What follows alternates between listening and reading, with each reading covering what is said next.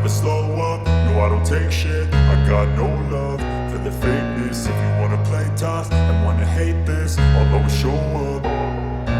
I don't ever slow up, no I don't take shit. I got no love for the fakeness. If you wanna play tough and wanna hate this, I'll always show up and make a statement. I don't ever slow up, no I don't take shit. I got no love for the fakeness. If you wanna play tough and wanna hate this, I'll always show up and make a statement. Everything I do. خير يا صباح السعادة والهنا كله لقلوبكم، عاملين ايه؟ وحشتوني جدا جدا جدا. جيت لكم في فيديو جديد وروتين جديد، ومش بس روتين، لا ده انا كمان صورت لكم المكان اللي كلكم طلبتوه مني في الفيديو اللي قبل اللي فات. رحت وصورته لكم لان انتوا يعني قلوب نيمو تؤمر مش تطلب. فتابعوني بقى لاخر الفيديو، كمان شيروه على قد ما تقدروا، ما تنسوش لايك قمر زيكم كده للفيديو. وبعد الفيديو انا هقعد اهو استنى الكومنت بتاعكم القمر اللي انا بحبه وبحب ارد عليه. ولو فيكم حد بقى مش مشترك في القناه واول مره بيشوفها وعجبته، يشرفني وينورني انك تنضمي لينا. دوسي على كلمه الاشتراك الحمراء اللي تحت الفيديو، ودوسي على علامه الجرس ورمز الكل، وسيبي لي كومنت قمر زيك وقولي انك مشتركه جديده معانا في القناه علشان اعرف وارحب بيكي. يلا بقى الفيديو جري مننا. اول حاجه ايه؟ بدأنا بالفطار. عملت كده فطار سريع، كان اللي هو بيض بالسمنه البلدي، وبحب احط عليه جبنه، اي نوع جبنه، جبنه قريش او اي جبنه. يعني انا بحب اكتر البيض للولاد، يعني فيه كالسيوم وكده، فايه هما بيحبوا البيض بالجبنه، البيض اللي هو الاومليت، يعني الكلام ده كله. بعد كده بقى بعمل ايه؟ مسحت البوتاجاز على طول. يعني بصوا برضو انا يعني هقول لكم على حاجه، لما تكونوا كده بتعملوا حاجه سريعه على البوتاجاز، دي كانت فوطه يا جماعه، رشيت عليها شويه من اللي هو الكلوريكس المتعدد الاغراض اللي لونه اخضر ده، اللي انا وريته لكم قبل كده، فظيع فظيع يعني. ده بقى حاجه كده حياتي كده. حلو قوي قوي قوي، وسعره حلو ومناسب. فببخ بختين صغنطتين وعلى اي فوطه، وبصوا ما خدش في ايدي ثواني. فدي نقطه مهمه قوي قوي قوي، لو انتوا بتعملوا حاجه كده سريعه امسحوا البوتاجاز على طول، مش هياخد ثواني. لكن بقى ايه، هنقعد مش هنمسحه وهنستعجل ونيجي نعمل بقى الغدا والعشاء وبكره الفطار والكلام ده كله، هنلاقي البوتاجاز ده محتاج سلكه، ومحتاج مواد تنظيف كويسه، وكمان محتاج ان احنا نقعد لنا بتاع ربع ساعه فيه. فلا، هو على طول كده. صدقوني اي حاجه بتخلصوا منها على طول، يعني مثلا تمسحوا الرخامات على طول، تمسحوا البوتاجاز على طول، مش عارفه ايه، هتلاقي نفسكم الحاجه بتاخد في ايدكم دقايق، عكس ان هي تاخد بالنص ساعه. بعد كده عملت ايه؟ متعودين طبعا مع بعض، فنجان القهوه. كان في ناس بتسالني بتقولي نيمو انت قد كده بتحبي القهوه؟ انا بعشق القهوه يا جماعه، انا بعشق القهوه حرفيا، بحبها قوي قوي قوي. وعارفين لما بتروحوا تعملوا حاجه وتلاقوا نفسكم كده وشكم بيضحك لوحده؟ انا وانا رايحه اعمل القهوه كده بحس ان لحظه كده ما هي خلاص قربت تغلي وهصب القهوه، معرفش يعني لوحدي تلاقوني عماله اضحك ومبتسمه وفرحانه. هي بتغير المود، مش عارفه ده عبط بقى مني ولا هو القهوه بتعمل كده ولا ايه، بس انا بحبها قوي. بعد كده خدت القهوه وقلت ايه، وكان الولاد بقى فطروا والكلام ده كله وشلنا الاكل. قلت بقى ايه، يلا يا نيمو، قلت اطلع اقعد على الريسبشن، في الريسبشن شويه، واتفرج على حاجه كده انا بحب قوي الصبح اقعد اتفرج على افلام قديمه. ما تفهموش ايه دماغي في الافلام القديمه، افلام عربيه عادي جدا يعني افلام قديمه، بس بحس كده ان هي بترجعنا لزمن الطيبه كده، وزمن حلو يعني، كان زمن جميل ولذيذ. فبقعد اتفرج كده على فيلم واشرب القهوه، وبعدها بقى اقوم اشوف المعركه اللي ورايا ايا كانت بقى. بدأت المعركة بإيه النهاردة؟ بدأتها بشوية الغسيل الحلوين اللي كانوا على الكرسي القمر اللي جنب البلكونة ده. بأمانة المفروض كلنا أصلا نشيل الكراسي من جنب البلكونات، لأن الكرسي ده فظيع. كلنا بناخد الغسيل من على الحبل نرميه على الكرسي، ولو ما تشجعناش كده وطبقناه بتلاقي ممكن الكرسي ده كده يفضل الغسيل عليه يومين 3 فأنا بقى إيه، على قد ما أقدر تلاقوني أول ما يعني لميت الغسيل. وللامانه الغسيل ده انا كنت لماه من قبلها بيوم، مش هضحك عليكم يعني، ما هو اصل كلنا بنكسل يا جماعه بصوا، انا لميته قبلها بيوم بالليل، وبعدين حسيت ان انا تعبانه ومش قادره، فرحت سبته على الكرسي القمر اللي انا بقول لكم المفروض اشيله من جنب البلكونه علشان يشجعني ان اطبق الغسيل على طول. ولما صحيت الصبح وفطرت قلت بقى ايه، لا ما بدهاش، لازم بقى اطبق الغسيل على طول. يعني عايزه اقول لكم انا مش بحب لما الم الملايات، يعني خصوصا الملايات ان انا اركنها، علشان بحس ان هي بتكرمش، لكن لما بتتلم على طول وتتطبق كده بتحسوا ان هي بجد بتبقى مفروده وكانها مكويه. بس هعمل ايه، كنت تعبانه يعني، عارفين اللي هو كلنا بنتعب يا جماعه. فلميته بالليل وسبته على الكرسي، وقلت تاني يوم كده ايه، اقعد كده اشرب القهوه واطبقه وارغي معاكم شويه. عايزه اقول لكم انا مبسوطه قوي قوي من كومنتاتكم الجميله على الفيديو اللي فات، ومبسوطه كمان ان انتوا اتحمستوا معايا وان انتوا معجبين بفكره الفيديو. وكمان عايزه اقول لكم على فكره حلوه قوي، ان احنا عايزين نعمل ايه بقى، نشجع بعض. طب ازاي يا نيمو؟ بصوا بقى، انا بتواصل معاكم من خلال الفيديوهات، فانا هحاول على قد ما اقدر انزل لكم فيديوهات كتير ان شاء الله باذن الله، يعني ربنا ما يجيبش اي حاجه وحشه. ومثلا نعمل زي جدول كده مع بعض نتفق عليه، ان احنا مثلا كل يوم ناخد حاجه في البيت، مش كل يوم يعني، على قد ما بنقدر.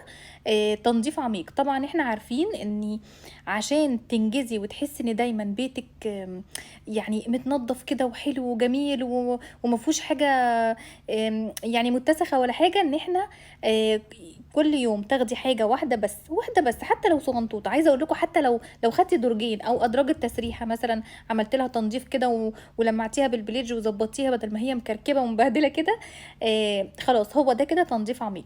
فلو كل يوم خدتي حاجه واحده بسيطه تنظيف عميق، والباقي اليوم ان انت هتعملي حياتك الطبيعيه العاديه جدا، ان انت هتطبخي مثلا وراكي المواعين اللي هي دي موجوده 24 ساعه دي في الحوض.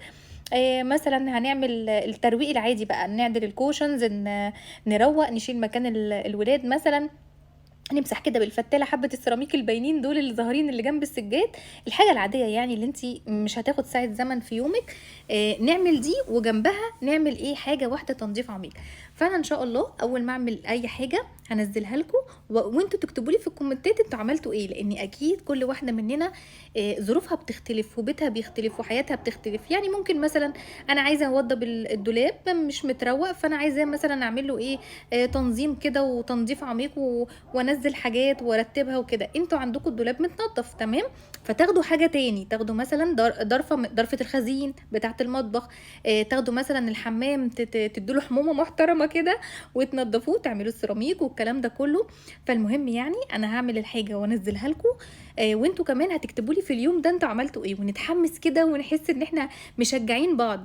عايزه اقول لكم انا جات لي الفكره مني انا واختي. يعني انا دايما بتواصل مع اختي في التليفون، فمثلا اقول لها انت عملتي ايه النهارده، تقول لي انا مثلا نظفت كذا. انا وطبعا احيانا ما بنعملش يا جماعه، احنا بني ادمين عاديين جدا وانا قلت لكم قبل كده احنا مش يعني مش حاجه فولاذيه خالص، ده احنا بنكسل وبنقعد وحاجات كتيره قوي. اديكم شايفين الغسيل من امبارح بالليل ما تطبقش. المهم، فانا كنت دايما يعني او باستمرار اقول لاختي إيه عملتي ايه، تقولي مثلا عملت كذا، تقولي انا اتشجع واعمل. انا احيانا اقول لها ايه، انا قمت مسحت، قومي امسحي كده، فاهميني؟ فالفكره جات لي ان انتوا كمان اخواتي، انتوا كمان بقيتوا اخواتي. انا الحمد لله بقى ليا عيله جميله وعيله كبيره وعيله بموت فيها، فقلت طب ليه ما اعملش كده مع عيلتي واخواتي، نشجع بعض. فان شاء الله باذن الله انا هنعمل كده مع بعض الفتره الجايه، عشان طبعا هي فتره ضغط بقى ودراسه والكلام ده كله، فهنشجع بعض وشققنا كلها هتبقى زي الفل والدنيا هتبقى منظمه وجميله. واللي عنده فكره لاي تنظيم، يعني مثلا نيمو انا صحيت الساعه كذا، نيمو انا لما عملت مثلا حاجه كده سهلت عليا حياتي، تكتبها لي برضو، انا عايزه اتعلم منكم يا جماعه. انا بستنى بجد كومنتاتكم وبحبها قوي.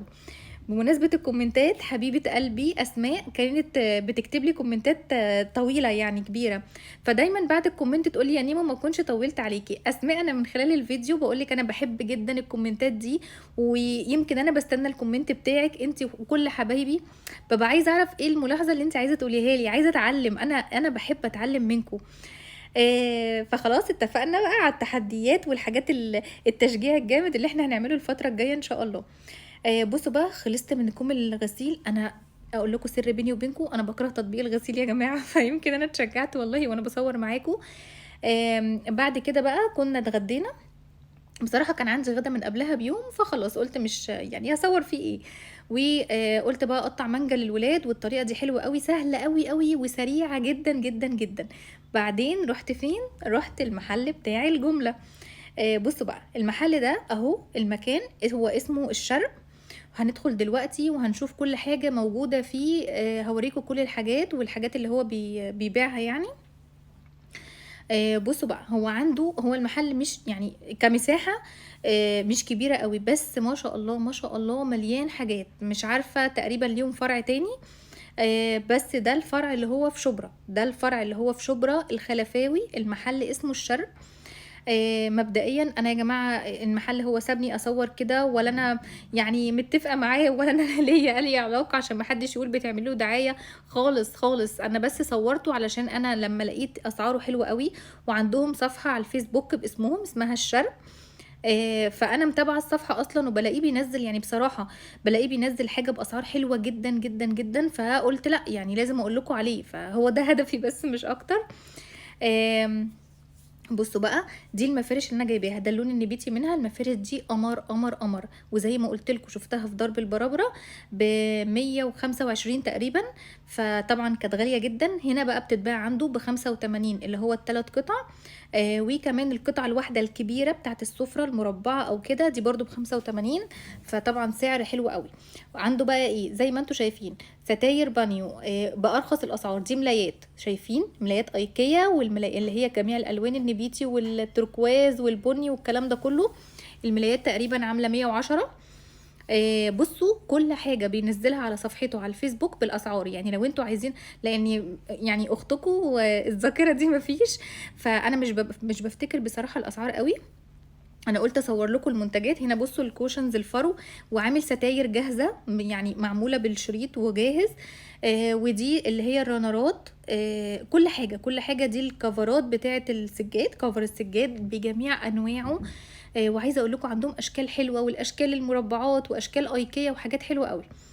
دي ايه بقى؟ ده كفر الانتريه. الناس اللي دايما بتدور وبتحتاس على الكفرات بتاعت او كسوه الانتريهات، اهي عنده كسوه الانتريه والصالون والركنه، وصدقوني ارخص سعر تقريبا. انا مش قادره افتكر الاسعار بالظبط، كانت ب 600 حاجه كده.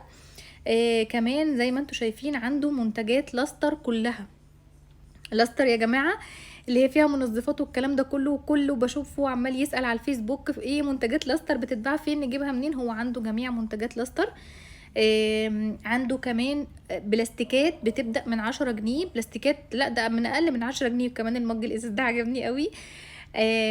طبعا انا حاولت ان انا اجري شويه علشان الفيديو ما يطولش عليكم. وانتوا طبعا اهو بتشوفوا، انا قلت استعرض معاكم كل المنتجات. زي ما قلنا لي صفحه على الفيسبوك اسمها الشرق، هنزل لكم اللينك بتاعها في اول كومنت مثبت برضو، اللي عايز يدخل يشوفها. ليه هنزلها لكم؟ علشان تشوفوا الاسعار بالظبط. هو كل حاجه زي ما بقول لكم، كل حاجه بتنزل عنده يوميا من الحاجات دي كلها، منزل صورها واستخداماتها والسعر كله. يعني هو من النوع اللي بيكتب الاسعار بتاعته في الصفحه. بصوا المنظم ده حلو قوي، والمنظمات دي انا جبتها للولاد على فكره، للمكاتب. وكمان عنده الحاجات اللي هي بتاعه المعالق، اللي هي دي صفايات المعالق. كل حاجه عنده، البلاستيكات، المنظمات كلها يا جماعه. وطبعا بره على باب المحل انتوا شفتوا كان حاطط اللي هي التربوهات والحاجات اللي هي الشانون والحاجات التركي والكلام ده كله. فبصوا بقى ده المكان اهو. تاني للمرة تاني ايه لا تالت، العنوان هو ده الفرع بتاع شبرا مصر، الخلفاوي.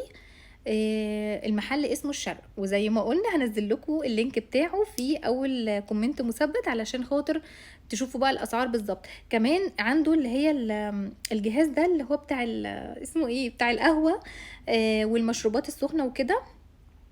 فبصوا المنظمات كل حاجة. دي بقى ايه؟ دي مطبقية اللي هي بتاعت او صفاية الاطباق بتاعت ايكيا، عارفينها.